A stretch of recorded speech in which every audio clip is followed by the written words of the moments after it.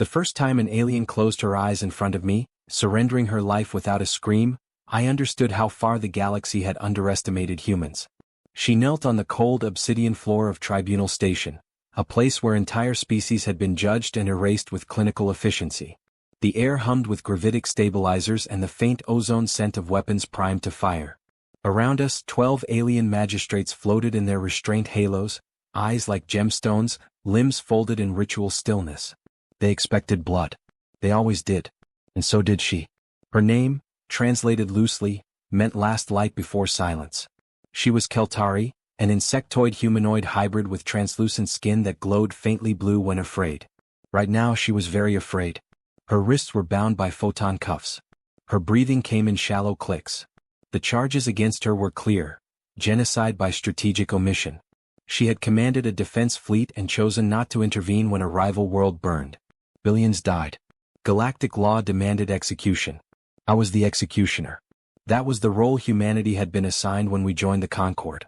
The galaxy needed monsters who could pull the trigger without hesitation. They chose us for a reason. As I stepped forward, the floor lighting adjusted beneath my boots, tracking my movement like a predator's gaze. My weapon, an integrated matter disruptor, rested against my forearm, humming softly, impatient. One touch.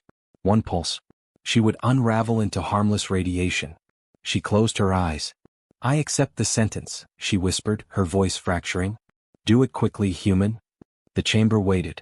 But instead of raising my arm, I felt something unfamiliar tightening in my chest.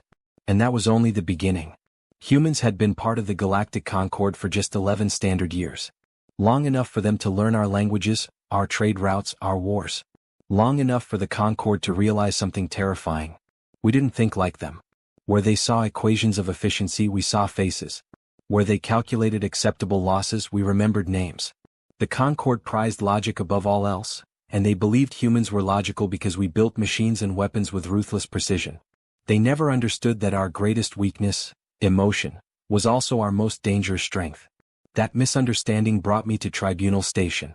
I am Commander Elias Rourke, Earth Defense Force Liaison to the Concord. Former Marine. Former something else I don't talk about anymore.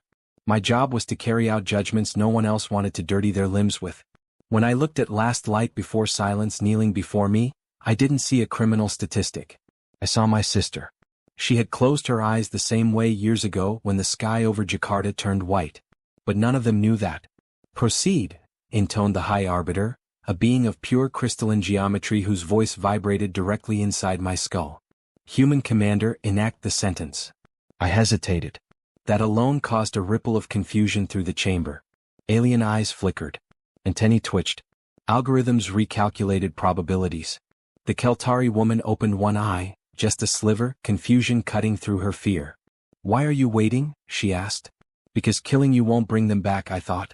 "Because maybe the galaxy is wrong." Instead, I lowered my arm. Gasps, actual gasps, rippled through the spectators. A few guards shifted, weapons angling toward me. The High Arbiter's facets darkened. "Explain your malfunction," it demanded. "I request a stay of execution," I said. My voice echoed louder than I expected. "I request the right to speak with the accused." Silence fell like a held breath. No one had ever requested that. But that was only the beginning. They allowed it. Not because they trusted me, but because they were curious. Aliens are always curious when something breaks their models. I dismissed the guards and knelt in front of her, bringing myself to eye level. She flinched, instinctively bracing for pain. "I'm not going to kill you," I said softly. Her glow flickered erratically. "That is, statistically unlikely." "I know." "Why?" she asked. "You are human. You are known for decisive violence." A bitter smile tugged at my mouth. "We're also known for bad decisions." I asked her to tell me what happened. Not the official report. Not the sanitized tactical summary. The truth. At first she recited doctrine. Fleet positions. Probability curves. Enemy strength. The Concord loved that kind of confession. I stopped her. "Tell me what you felt," I said. She froze. Keltari commanders weren't trained to answer that. Slowly, haltingly, she spoke of fear. Of watching the simulations update in real time. Of realizing that if she committed her fleet, both worlds would burn, and hers would die too. Of choosing the smaller number because that was what the Concord taught her to do. "I followed the law," she said. "And it destroyed me." Something in her voice cracked then. A sound no algorithm could quantify. None of us were prepared for the truth. The midpoint transmission arrived without warning. A priority data burst from Earth. As I reviewed it, my blood ran cold. The world she had chosen not to save, Caros Minor, had not been innocent. New evidence showed it was the testing ground for a forbidden weapon, one capable of destabilizing entire star systems. If she had intervened, the weapon would have been deployed in desperation. Her inaction hadn't just spared her world. It had saved the sector. The Concord knew. They had always known. And they still demanded her death, to preserve the illusion of moral certainty. What I saw next changed everything. I stood and turned back to the tribunal. I have new evidence, I said, projecting the data into the air. Images of cracked planets, redacted research logs, casualty projections that dwarfed the original genocide. The chamber erupted. The High Arbiter's voice sharpened. This information was classified for reasons of stability. Stability for who? I shot back. You executed her to make yourselves feel just. I felt the eyes of the galaxy on me then. Every relay. Every observer species. This was no longer about one life. It was about who we really were. She followed your logic, I continued. And now you punish her for it because it makes you uncomfortable. The Arbiter paused. That pause was historic. But it wasn't enough. Sentence stands, it finally said. Human, you will comply.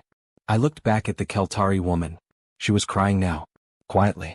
Not for herself, but because hope had been shown to her and ripped away. That was my breaking point. I did something no human had ever done in the tribunal. I removed my weapon. And placed it on the floor. I refuse, I said. The word echoed across 1,000 systems. You may kill me instead. Weapons snapped toward me. Energy fields flared. Alarms screamed. The Concord had contingency plans for rebellion, but none for this. The High Arbiter processed outcomes at impossible speeds.